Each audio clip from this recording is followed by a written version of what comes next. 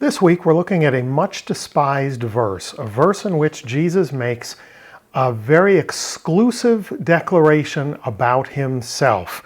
If we look at the world and its view of Christianity, this verse really gets stuck in people's craw.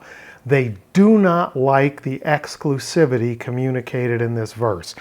This week we're only going to examine it lexically and grammatically. In other words, we're going to look at what John says that Jesus said about himself, but we're not going to look at the theological implications thereof. Why not? Because I'm not interested in arguing with anyone. A very wise woman by the name of Judge Judy said that arguing with people is like trying to teach a pig how to sing. It wastes your time and it annoys the pig. So we're going to look at what John says that Jesus said about himself, and we'll leave it up to you, the viewer, to decide what you wish to do with that information. How's that? Let's jump right in. This happens in John chapter 14, where Jesus says to his disciples, "Let not your hearts be troubled. You believe in God, believe also in me. In my Father's house there are many rooms. If it were not so, I would tell you. I'm going to prepare a place for you. If I go, I'll come and get you again, so you can be there with me." And then Thomas says to Jesus, "Lord, we don't know where you're going. How can we possibly know the way?" Which prompts us to get the much maligned verse, which is John 14, verse 6. I'm reading from the ESV. Jesus said to him, "I am the way and the truth and the life. No one comes to the Father except through me." We're going to break it into two halves and take a look at them in Koine. First up, ego eimi he hodos kai he aletheia kai he zoe.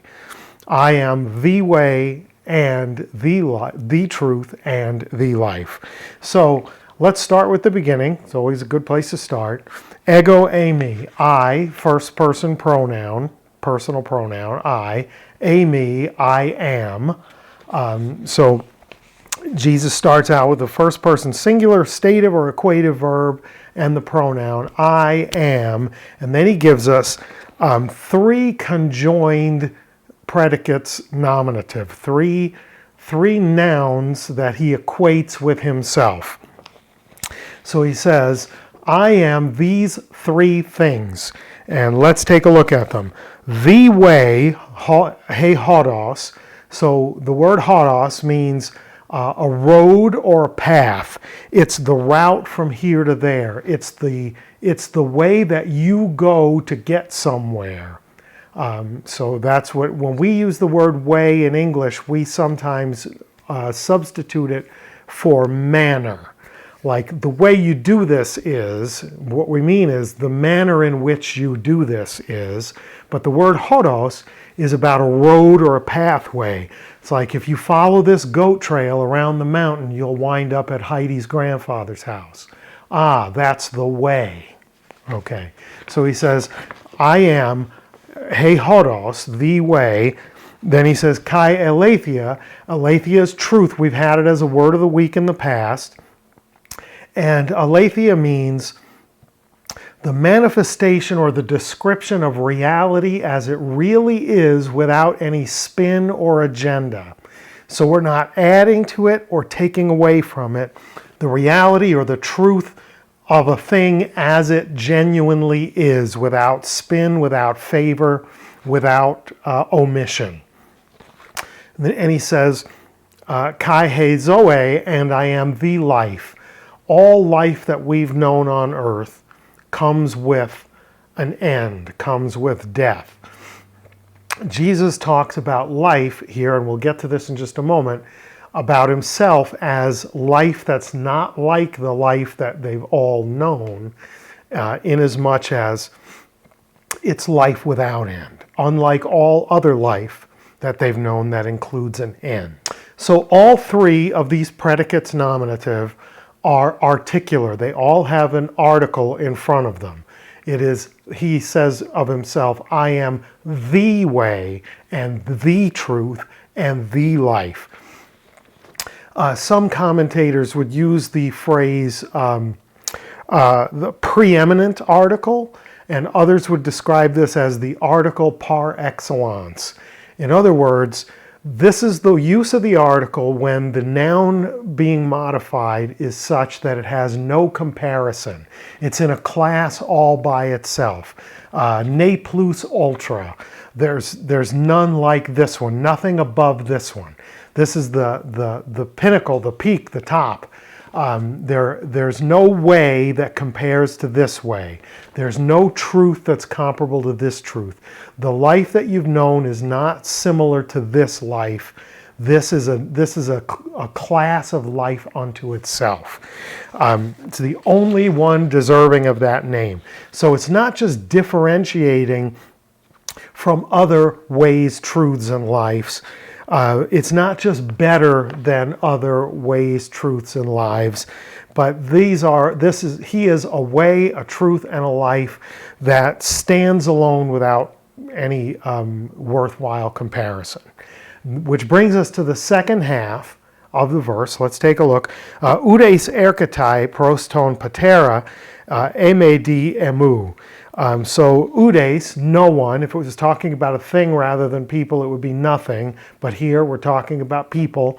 No one. Erketai, from erkomai, comes or goes. This is perhaps the quintessential transitive verb, erkomai. I come or I go. It's about movement. It's about transition. It's about going to a change of place, a change of status. So Jesus says, no one, erketai, comes or goes, proston patera, toward, in the direction of, to the Father, if not, eme, diemu, if not, except, eme, diemu, through me. So no one can make the journey, no one can go or come to or toward the Father, except or unless, if not, through, by means of the agency, diemu, through me. So what makes that statement true? It's the three predicates nominative from the first half of the clause, right? Why is it that he is the unique agency or avenue through which one may approach the Father? Because, unlike all others, he is, not something he does, not just a quality or a characteristic. He is the way par excellence, and the truth par excellence, and the life par excellence. This is what he says about himself. This is what John has Jesus tell us about himself, tell his disciples about himself. Because I am uniquely the way and the truth and the life, no one can approach, no one comes or goes proston patera, toward the Father, to the Father, if not, except, or by the means of me. It's that uniqueness in those three attributes, in those three predicates. It's not, I want to retract the word attributes. It's not just attributes. Attributes are things that are true about you, like the color of your eyes, or the presence or absence of hair.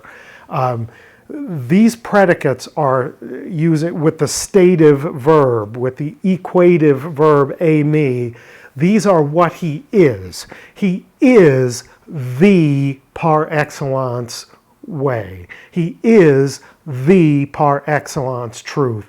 He is the par excellence life, in his own words declared about himself. And that's why he says, you can't get to the Father. In my Father's house there are many rooms. I'm preparing a place for you. The only way for you to get there is through me. I'm the one preparing the way.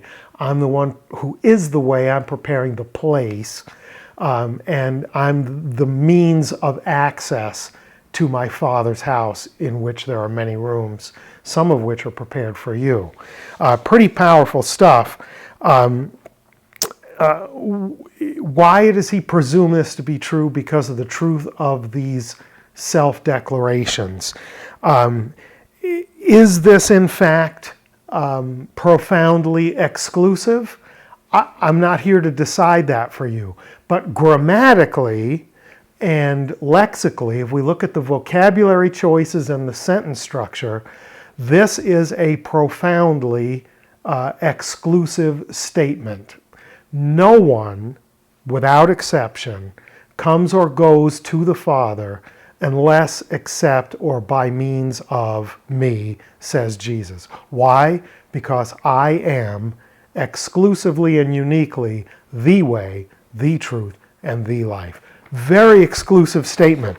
It's typically Johannine. John has Jesus make very explicit statements about himself, perhaps none more explicit and almost certainly none more exclusive than this one. What will you do with this statement? That's up to you. I don't want to argue with you. I'm not in the business of teaching pigs to sing or trying to teach pigs to sing. Not that you're pigs, but if you hate this verse and you hate this exclusivity, take it up with he who said it, not he who read it. I hope that was good for you. If it was, please hit the like, share, subscribe bell, hit the notification dinger so you know when new content is up. And until we see each other again, Karis Kairene, you mean grace and peace to you.